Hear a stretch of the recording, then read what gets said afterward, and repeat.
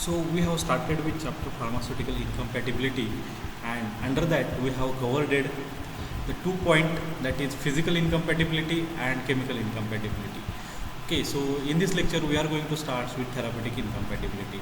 So as you know, when two ingredients come to each other during the formulation, there may be chances of physical incompatibility and chemical incompatibility that we have seen in our previous lectures. Okay, and how we have covered it, the examples. Now we are going to see the third type of incompatibility, that is a therapeutic incompatibility. So if you see, the therapeutic incompatibility is the modification of the therapeutic effect of one drug by the prior concomitant administration of the other. So it is called as drug interaction. So what exactly happen in this therapeutic incompatibility? If we take a medicine and after that we take another medicine, this is one condition. Or there is a presence of previous medication in a short period of time and we take another dose of different drug. So what happen exactly? The drug going to be interact with each other, which is previously available drug and newly administered drug, or so this kind of interaction is happen into that particular patients, and that interaction, it is considered as a therapeutic interaction. So it arises when one or more drug produce responses or intensity different from that intended in the patient. So because of that, the presence of previous drug or administration of the new drug, there is interaction between two drugs, and the intensity of drug which is newly administered or previous drug is affected. Also the therapeutic effect or the pharmacological activity is altered, and which is an undesirable change. That's why it is called as therapeutical incompatibility. So if you see, this is occur when drug or excipient which are antagonists to one another, which are prescribed together. असे effect आपल्याला कशामुळे भेटतात? जर suppose to be एखादा drug दुसऱ्या ड्रगला अँटागॉनिस्ट असेल, अँटागॉनिस्ट activity पोसोलॉजीमध्ये आपण cover केले.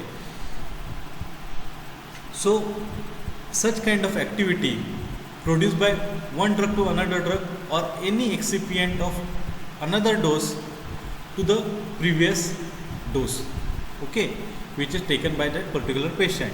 Okay, so such kind of activity like your antagonism, accumulation, the synergism, so accordingly your therapeutic incompatibility can be chances. So in certain circumstances, the seldom occurs in a hospital, so the drug may have been used together for one drug to modify the activity of other drug. So this is your therapeutic incompatibility. I hope you understand what is exactly meant by therapeutic incompatibility. Now I can bifurcate this therapeutic incompatibility into two different points. Okay, so first one is your pharmacokinetic and pharmacodynamic. आता थेरapeutic effect होण्याचे दोनच majorly chances आहेत, फार्माकोकायनेटिक and pharmacodynamic. आता फार्माकोकायनेटिकमध्ये कुठले factor येतात? That is your absorption, distribution, metabolism and your excretion. So ADME, that is your absorption, distribution, metabolism, excretion. समजा जर एखादा ड्रग आहे तो दुसऱ्या ड्रगवरती इम्पॅक्ट करतो आहे, म्हणजे एक डोस मी प्रिव्हियसली घेतला आहे, आधीच आहे बॉडीमध्ये, आणि दुसरा ड्रग मी किंवा दुसरा डोस ॲडमिनिस्टर केला आहे जो वेगळा ड्रग आहे. ओके, सो ह्या दोन डोसेसमध्ये जर इंटरॅक्शन झालं तर पहिलं चान्सेस काय आहे? फार्माकोकायनेटिक इम्पॅक्ट पडणार. फार्माकोकायनेटिक म्हणजे काय? एकतर तो ॲब्सॉर्प्शन कमी करेल, जो नवीन ड्रग डोस ॲडमिनिस्टर केला आहे किंवा जो पहिला जो आहे तो दोघांच्यावरती, किंवा त्यांचं जे डिस्ट्रीब्युशन आहे त्याच्यावरती इम्पॅक्ट करेल. Again it can be metabolise which is undesired metabolite, may be chances of forming, and it affects the elimination.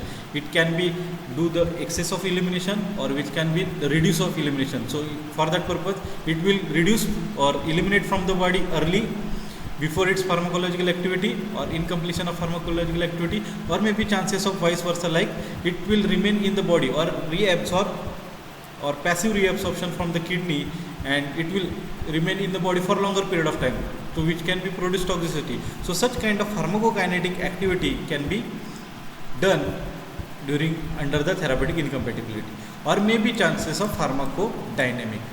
आता फार्माकोडायनॅमिक म्हणजे काय, सपोज टू बी दोन ड्रग आहेत, ते ॲक्युम्युलेशन दाखवतील किंवा सिनर्जिझम दाखवतील किंवा अँटागॉनिझम दाखवतील, or will not produce any kind of pharmacological activity. So related to the pharmacological activity, they can produce pharmacodynamic effect. So ह्या पद्धतीमध्ये फार्माकोडायनॅमिक इफेक्ट दोन ड्रग्सचे आपल्याला दिसू शकतात. So these are the mechanisms for your therapeutical incompatibility. Either it may be pharmacodynamic और pharmacokinetic. आता फार्माकोकायनेटिक जर थेराप्युटिक इनकम्पॅटिबिलिटी असेल तर त्याचे कुठले कुठले टाईप्स होतात, की मी कशावरून आयडेंटिफाय करू शकतो की बाबा हा दोन ड्रग मी घेतले होते किंवा दोन वेगवेगळे ड्रगचे डोस मी एखाद्या पेशंटला दिलेत, तर तिथे थेराप्युटिक इनकम्पॅटिबिलिटी झाले, तर त्याच्यामध्ये फार्माकोकायनेटिक थेराप्युटिक इनकम्पॅटिबिलिटी झाले मी कशी आयडेंटिफाय करतो, काहीतरी एक्झाम्पल्स असतील. So I am going to go in much deeper for the pharmacokinetic. So जसं मी सांगितलं फार्माकोकायनेटिकमध्ये काय आहे, ॲब्सॉर्प्शन, डिस्ट्रीब्युशन, मेटाबॉलिझम आणि एक्सक्रिशन हे 4 मेजर फॅक्टर आहेत जे इम्पॅक्ट होणार आहेत. Okay, so in that I will see under the pharmacokinetic इनकम्पॅटिबिलिटी.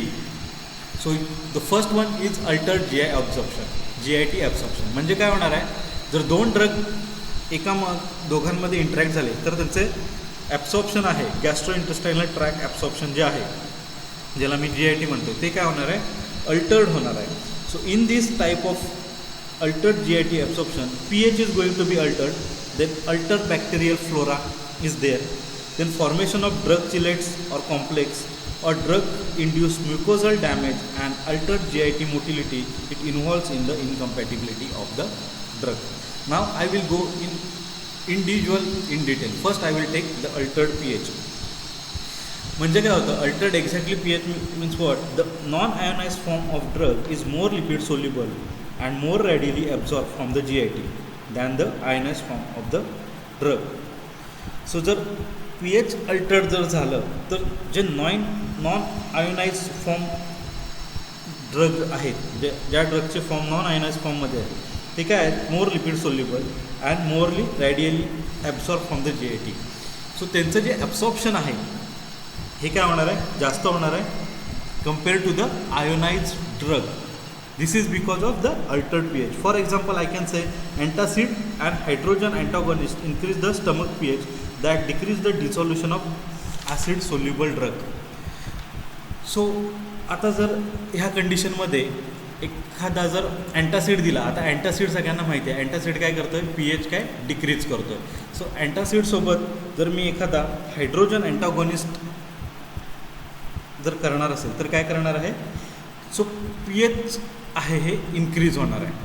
Okay, so ह्याच्यामुळे काय होतं आहे, अँटागॉनिस्ट ऑलरेडी आपण अँटासिड प्रोड्यूस करतो आहे जो pH रिड्यूस करतो आहे, आणि त्याच्यावरती आपण काय करतो आहे, हायड्रोजन ब्लॉकिंग करणारा एखादा अँटागॉनिस्ट प्रोव्हाइड करतो आहे. सो अल्टिमेटली दोन हे ड्रग आहेत ते इंटरॅक्ट होणारे ड्रग आहेत, कारण एक आहे तो ड्रग आहे तो ॲसिडिटी लेवल कमी करतो आहे, दुसरा आहे तो ॲसिडिटी लेवल इन्क्रीज करतो आहे. सो त्याच्यामुळे काय होणार आहे, जे ॲसिड सोल्युबलचं जे ड्रग आहे जर आपण त्या कंडिशनमध्ये जर प्रोव्हाइड केलं तर तो काय होणार आहे, त्याचं ॲब्सॉर्प्शन रिड्यूस होणार आहे. So this is because of altered pH. Then we will see the altered intestinal bacterial flora.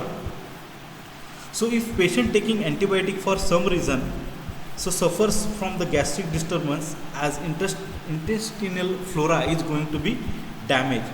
So it is observed that in more than 10% of patients who are under the treatment of digoxin and 40% or more of the administered dose is metabolized by the intestinal flora.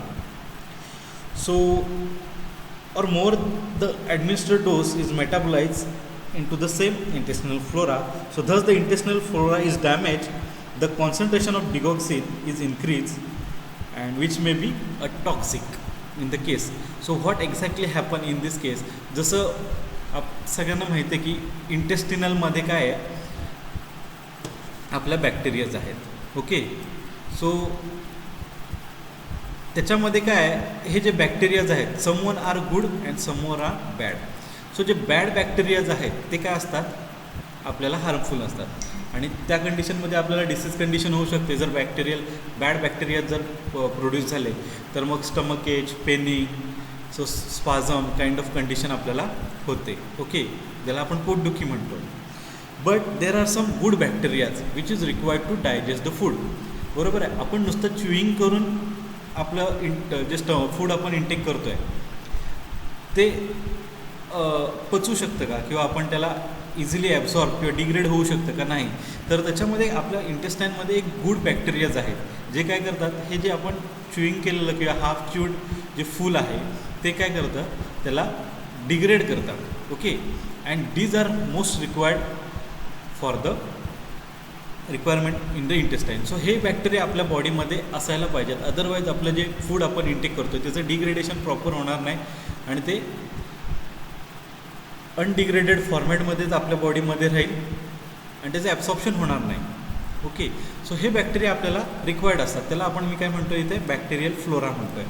आता exactly होतं आहे कसं, जेव्हा एखादं antibacterial किंवा antibiotic आपण एखाद्या certain पिरियडसाठी घेतो त्यावेळेस काय होतं, हे जे गुड बॅक्टेरियाज आहेत हे गुड बॅक्टेरिया काय होतात, किल होतात आणि गुड बॅक्टेरिया किल झाल्यामुळे काय होतं आहे, जो बॅक्टेरियल फ्लोरा आहे तो कमी होतो आहे. आता अशा कंडिशनमध्ये जर एखाद्या पेशंटला जर सुरुवातीला आपण अँटीबायोटिक ट्रीटमेंट दिली तर काय होणार आहे, त्याचे जो बॅक्टेरियल फ्लोरा आहे तो क्लिअर आउट होणार आहे. त्यामुळे त्याचं जे फूड घेणार आहे किंवा दुसरे जे मेडिसिन घेणार आहे त्याचं डिग्रेडेशन होणार नाही. आता सेम कंडिशन जर त्याच पेशंटला आपण जर डिगॉक्सिन एक ड्रग आहे तो प्रोव्हाइड केला तर डिगॉक्सिनचं काय होतं, हा जो गुड बॅक्टेरियल फ्लोरा आहे हा काय करतो, इंटेस्टाईनमध्ये त्याला मेटाबोलाइज करतो आणि डिग्रेड करतो आणि सम अमाऊंट ऑफमध्ये तो ॲब्सॉर्ब होतो बॉडीमध्ये आणि तो ॲक्टिव्हिटी प्रोड्यूस करतो. पण त्याच्यासाठी त्याला सुरुवातीला ह्या बॅक्टेरियल फ्लोराने मेटाबोलाइज करायला पाहिजे. आता त्या पेशंटमध्ये ज्याने ऑलरेडी अँटीबायोटिक घेतलं होतं आणि हा बॅक्टेरिया फ्लोरा व्हॅनिश झाला होता 10%. त्यामुळे काय होतं आहे की डिगॉक्सिन जेव्हा मी त्याला प्रोव्हाइड करणार आहे तेव्हा काय, त्याचं जे डिगॉक्सिनचा जो मेटाबोलिझमची जी व्हॉल्यूम होता किंवा जो सम अमाऊंट ऑफ डिगॉक्सिन हा मेटाबोलाइज होणार होता तो झाला नाही. त्याच्यामुळे काय होतं, जास्तीत जास्त तो ॲब्झॉर्ब झाला बॉडीमध्ये आणि जास्त कॉन्सन्ट्रेशनमध्ये ॲब्झॉर्ब झाल्यामुळे काय होणार आहे, it can B produce a harmful effect or toxic effect or overdose effect to that particular patient. So this is because of the excessive absorption of that digoxin. So because of the vanishing or of some amount of bacterial flora. So this is observed in almost 40% of patients who have taking digoxin simultaneously with the antibiotic treatment. So it is to be avoided. So such kind of altered GIT absorption is come and altered intestinal bacterial flora is observed because of the two different drug interaction observed. So this is a kind of your pharmacokinetic therapeutical incompatibility. Now we will see the complexation or chelation.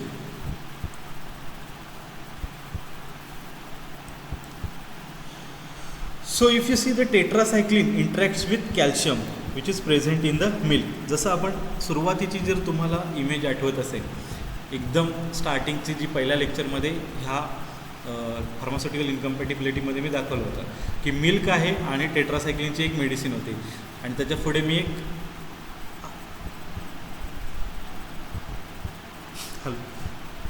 So त्याच्या पुढे already मी एक image टाकली होती. So tetracycline आणि milk जर मी एकत्र दिलं तर काय होणार आहे, it can produce a pharmaceutical incompatibility. So now this can explain in complexation and chelation. So when tetracycline interacts with calcium which is present in the milk or iron or hematinic preparation to form a chelate and that are not to absorb through the intestinal tract.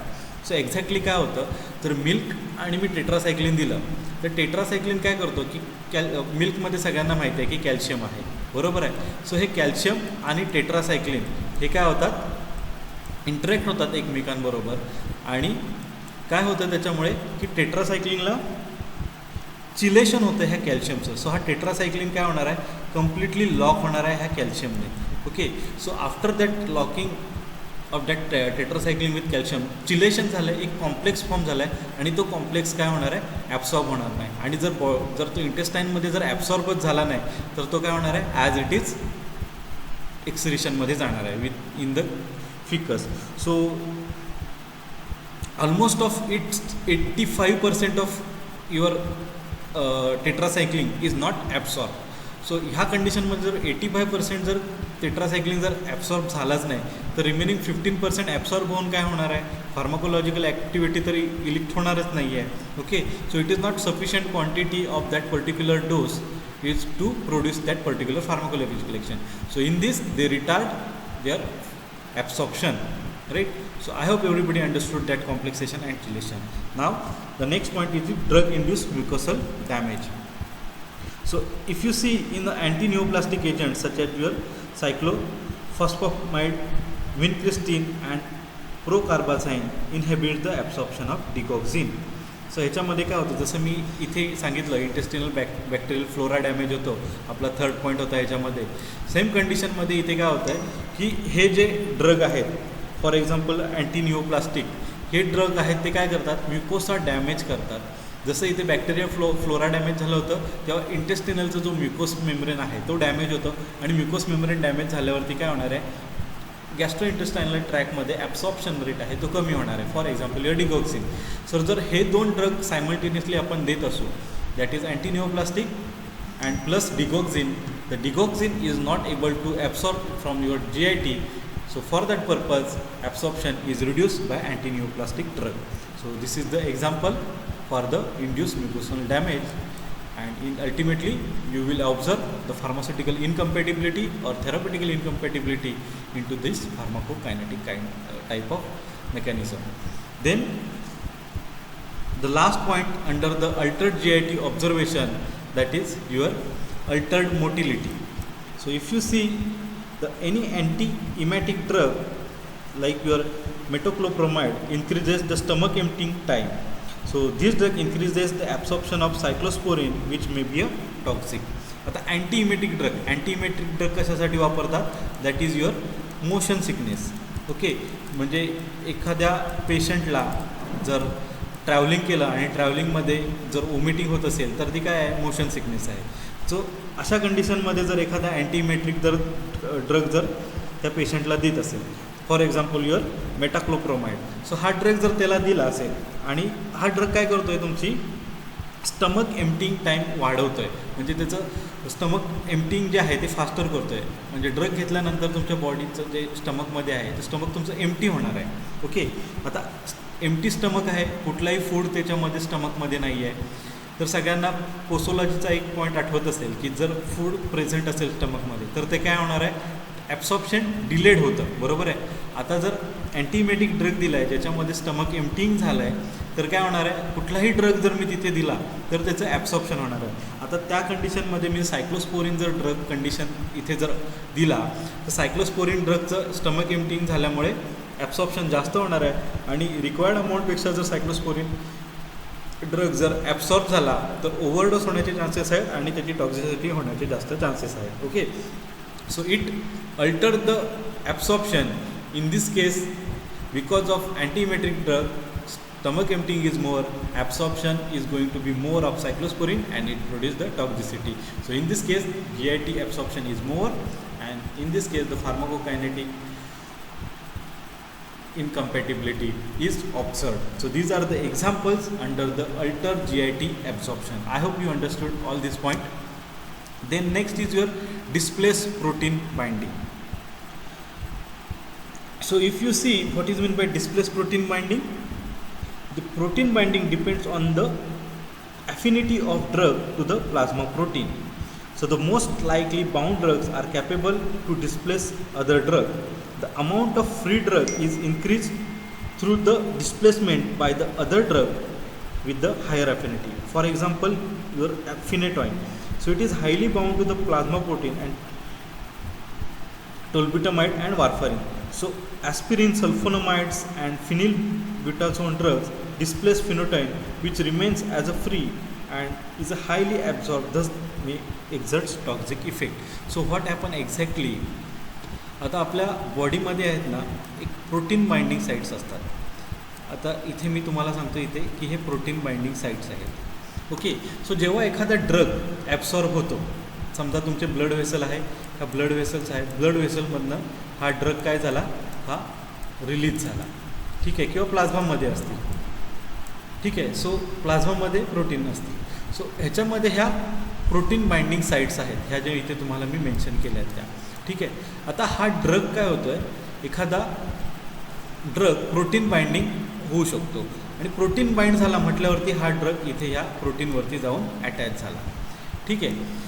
Okay, so he G प्रोटीनची binding site he block झाली. आता समजा मी दुसरा drug दिला, ठीक आहे.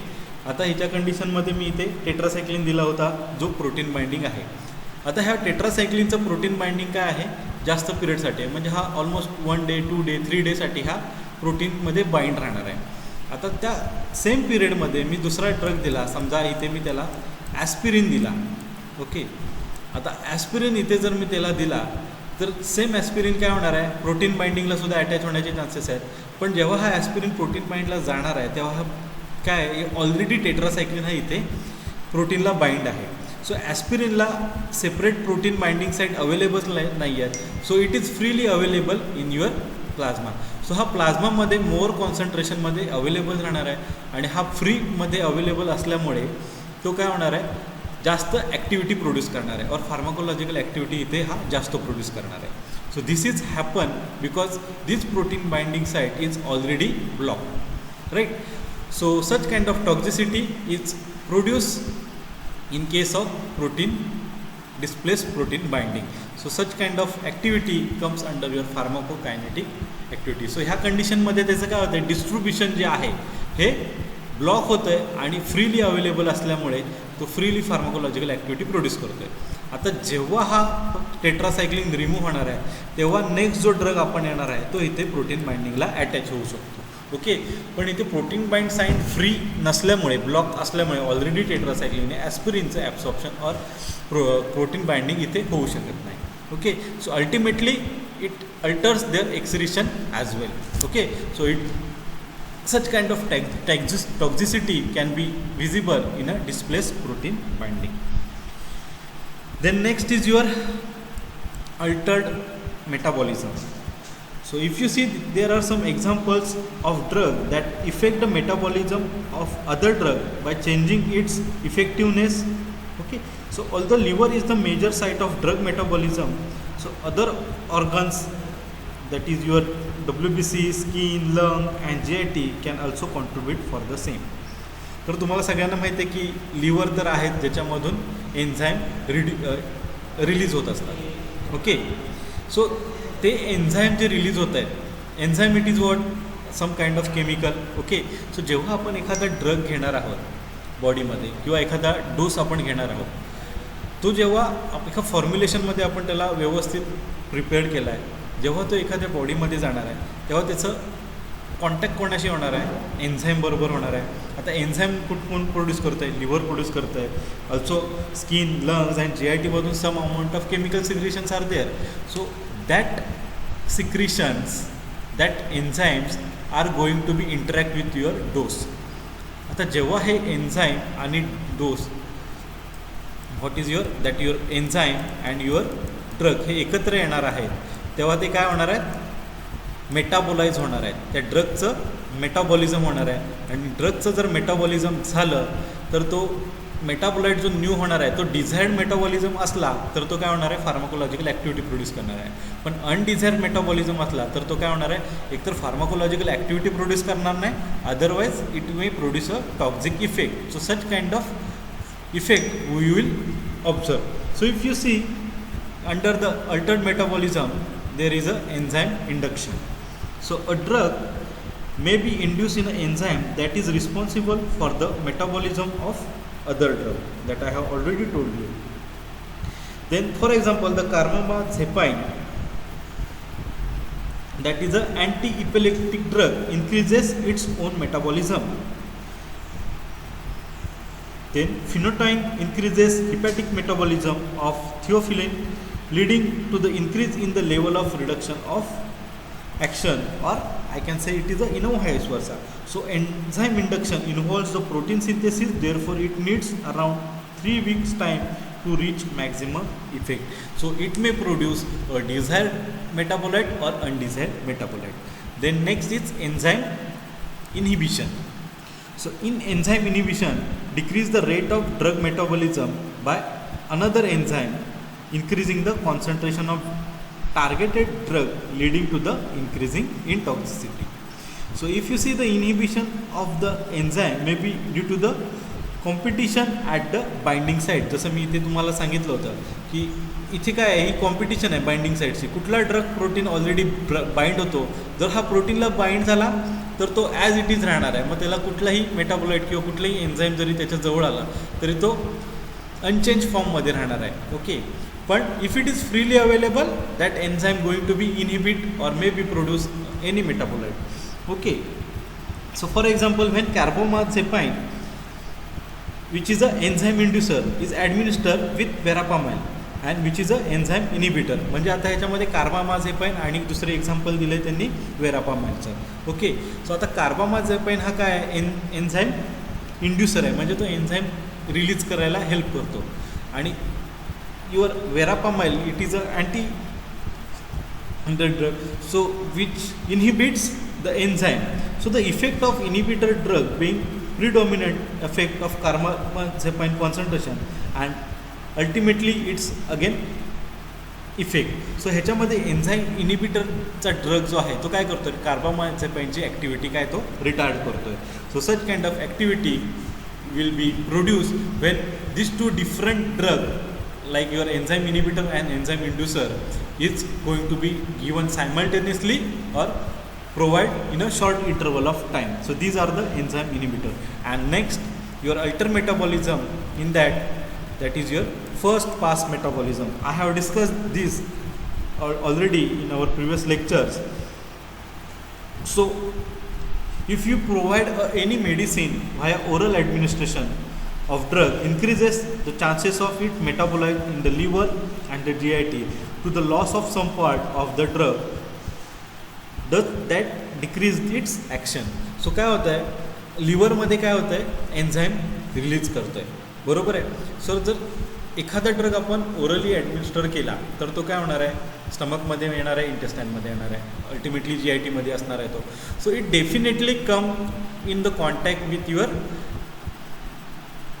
Enzymes which is release by your liver. Okay, so इथे जे एन्झाईम्समध्ये जो त्या कॉन्टॅक्टमध्ये तो आला तर त्याचं काय होणार आहे, फर्स्ट पास मेटाबॉलिझम होणार आहे, म्हणजे तिथे त्याचं पहिल्यांदा मेटाबॉलिझम होणार आहे. त्याच्यानंतरचे जे फॅक्टर्स आहेत, जर एखादा अल्टरनेट ड्रग दिला तर मग एन्झाईम इंड्युसर असेल, एन्झाईम इनिबिटर असेल, तर जे पुढचे त्याचं मेटाबॉलिझम होऊ शकतं. हे सेकंडरी पार्ट झाला जे आपण ऑलरेडी डिस्कस केलं. पण फर्स्ट पास मेटाबॉलिझममध्ये काय होणार आहे, जेव्हा ड्रग आपण इंटर करणार आहे स्टमकमध्ये स्वतः एकटा, जरी तो सिंगल डोस जरी असेल, त्याच्या आधी कुठला डोस नसेल, नंतर कुठला दुसरा डोस नसेल, तरीसुद्धा तो पहिल्यांदा कॉन्टॅक्टमध्ये येणार आहे त्या एन्झाईममध्ये जे ऑलरेडी लिव्हर सिक्रेट करतं आहे. So in this it may chances to produce desired metabolism or undesired मेटाबॉलाईट. So अनडिझायर्ड मेटाबॉलाईट जर असेल तर त्या कंडिशनमध्ये काय होणार आहे, तुमच्या ड्रगची ॲक्शन रिड्यूस होऊ शकते किंवा ड्रगचं ॲब्सॉर्प्शन रिड्यूस होऊ शकतं किंवा इलिमिनेशन रिड्यूस होऊ शकतं किंवा डिस्ट्रीब्युशन आहे ती रिड्यूस होऊ शकतं. So such kind of your effect will be seen, and in this I can say example of your rifampicin, it is anti-TB drug, so induces the hepatic metabolism of verapamil and thus lowers the verapamil level in the serum. So जर आपण असे दोन drug जर दिले, पहिला जर रिफाम्पिसिनचा पहिला dose दिला आणि दुसरा ड्रग दिला आहे तो वेरापेमिलचा दिला, तर काय करतोय रिफाम्पिसिन, काय करतोय हिपॅटिक मेटाबॉलिझम करतोय. म्हणजेच काय होतं, त्याच्यातून जे एन्झाईम रिलीज होणार आहे लिव्हरकडून त्याला इंड्यूस करतो आहे, बरोबर आहे, फॉर युअर लिव्हर. सो त्याच्यामुळे काय होतं आहे की फर्स्ट पास मेटाबॉलिझम होतं आहे वेरापामिलचं, आणि वेरापामिलचं ॲब्सॉर्प्शन आहे ते कमी होतं आहे ब्लडमध्ये, आणि ब्लडमध्ये ॲब्सॉर्प्शन वेरापामिलचं कमी झालं आहे, त्याच्यामुळे तो काय करतो आहे फार्माकोलॉजिकल ॲक्टिव्हिटी अल्टर्ड होते आणि रिड्यूस होते. So this is kind of your pharmacokinetic incompatibility will be seen under your first pass metabolism.